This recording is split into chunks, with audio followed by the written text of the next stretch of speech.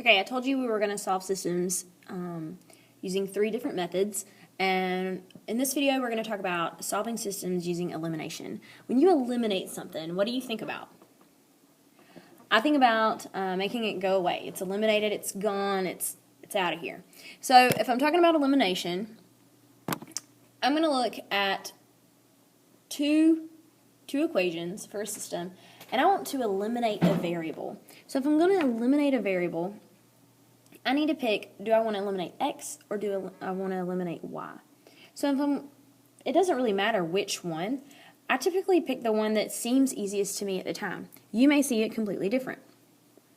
So looking at number 16 here in your packet, I have negative 10x minus 4y equals 4 and negative 6x minus 12y equals 12. Now, whatever variable I'm going to eliminate, I need the signs to be opposite in either of the equations, and I need their numbers to be the same. So if I'm looking at this, I'm noticing that I have a negative 4y and a negative 12y. What would be really easy for me to get that negative 4y to be a positive 12? How do you think I could do it? I can multiply this top equation by a negative 3. If I multiply the top equation by a negative 3, here's what happens.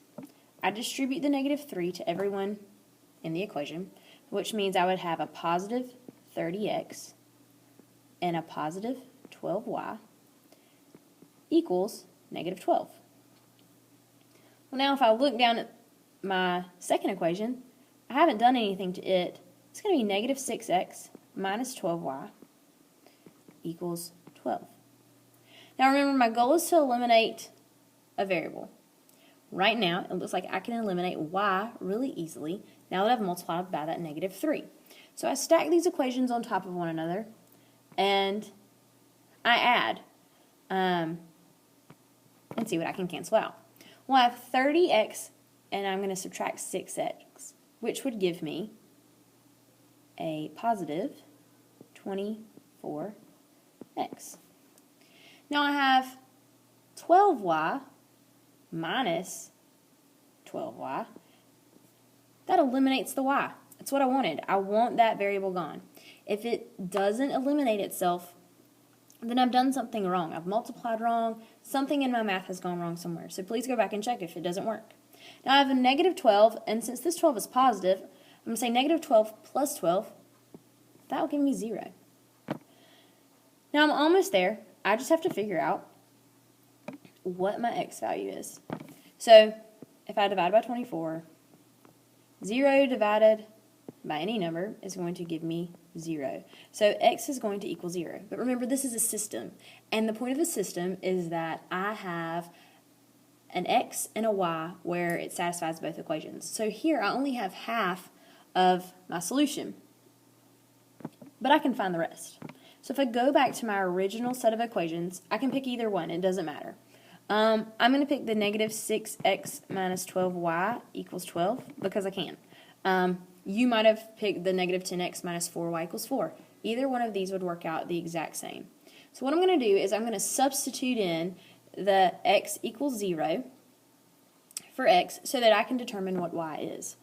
So if I'm substituting in, I have negative 6 times 0 minus 12y equals 12. Okay. Now, negative 6 times 0, we all know is 0, minus 12y equals 12. Well, you can add 0 to both sides. You can say that 0 doesn't affect anything.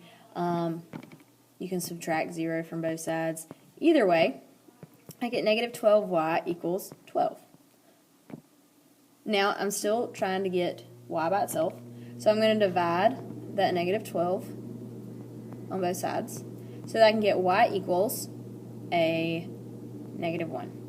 So I got y equals negative 1, x equals 0, so all I need to do is write this as a point to determine my solution to this system.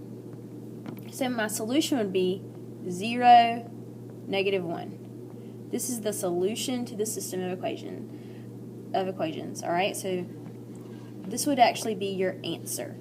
This is your solution. It's where the two lines cross. This is the intersection point. So if we were to use graphing, we would find that the intersection point of these two equations would be 0, -1. That's what we would find on our graph. All of our answers should match up no matter which way we determine our answer. Okay, so I want you guys to check out number 17 and see what you can do with it right now. Okay, so I chose to manipulate the first equation and multiply it by a +2. You could have chosen to manipulate the others. It would have worked.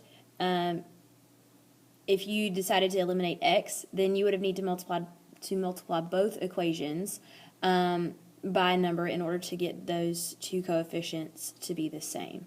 So I multiplied by a +2, and I got -14x minus 14y equals -14. All right, so right here, I multiplied. And then I wrote down my second equation, 6x plus 14y equals -26.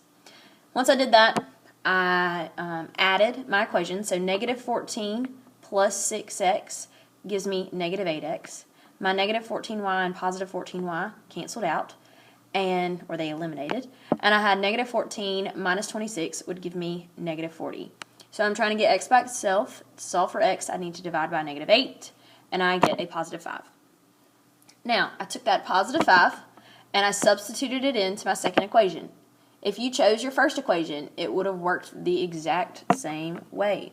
So I substituted in 5 for x, and I got 30. Then I needed to subtract 30 from both sides. And when I did that, I got -56, and that equaled 14y. I divided by a +14, and I got that y equals -4. Now my intersection point, or solution, to this system is going to be 5, -4. It is an ordered pair. So make sure you find x, you find y, and that a variable eliminates when you multiply one of those equations. Sometimes you might have to multiply both equations.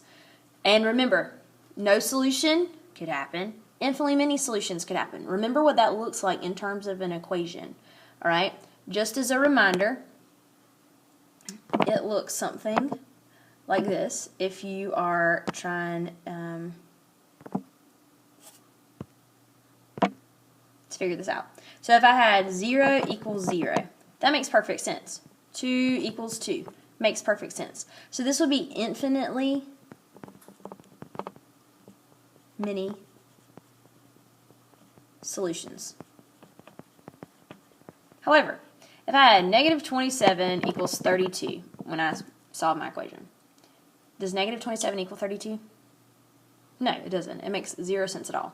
If I had -x equals a +x, that's not going to happen either.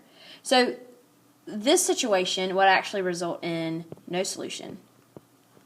And if you saw that the slopes would be the same or something like that, you would also know that that would be no solution because they would be parallel. All right, keep that in mind. Try out these problems that involve solving systems using elimination.